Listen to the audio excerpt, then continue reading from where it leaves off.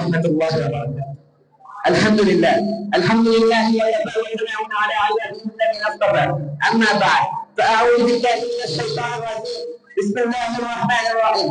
إن عدة الشهور عند الله 12 شهرا في كتاب الله يوم خلق السماوات والأرض منها 4 حرم. صدق الله العظيم. وقال رسول الله صلى الله عليه وسلم: أفضل الصيام بعد رمضان شهر الله المحرم، أو كما قال عليه الصلاة والسلام.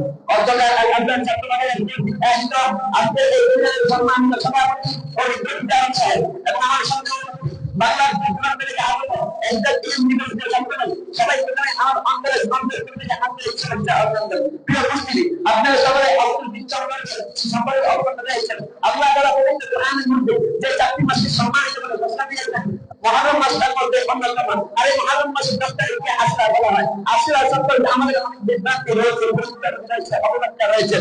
সাধারণত আশরা বললে আমরা বুঝি এই দিন আবু হুসাইন রাদিয়াল্লাহু আনহুকে কারবালার ময়দানে বিমানবালায় শহীদ করা হয়েছে। এটা সত্যি, কিন্তু আশরার সাথে কারবালার কোনো সম্পর্ক নেই।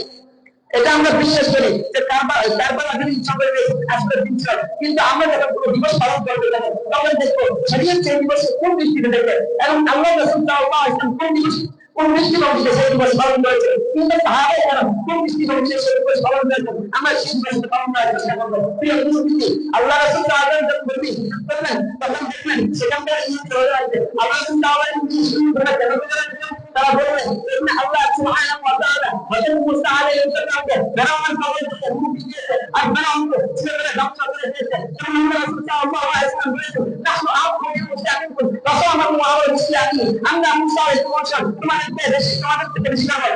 আল্লাহ রাসূল সাল্লাল্লাহু আলাইহি ওয়াসাল্লাম সাহাবায়ে কেরাম আসলে তুমি একটা পবিত্র দিন, আসলে পবিত্র সম্পর্কে আমরা অবগত জানি। আসলে এই পবিত্র দিনকে আমরা অত্যন্ত সুন্দরভাবে উদযাপন করতেছি, কিন্তু একটা মনে হয়েছে ওই পবিত্র দিন বৃহস্পতি বড় পরিবারের বিষয় হলো এই যে ছাত্র সমাজ এই গ্রুপ থেকে তাদেরকে পরিবার সেবা করে এরকম আলোচনা করে প্রত্যেক দিন থেকে তাদেরকে পরিবার সেবা করে, কিন্তু তারা আবেদন করে না বিয়ে আমরা সিদ্ধান্ত নিয়েছি এবার আর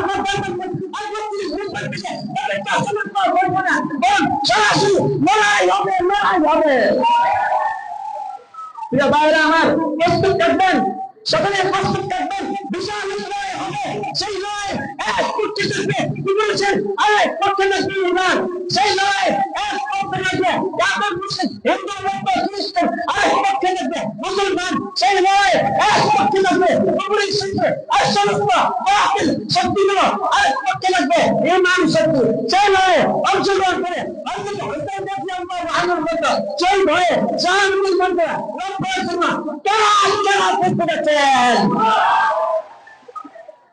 نسأل من الله وبركاته.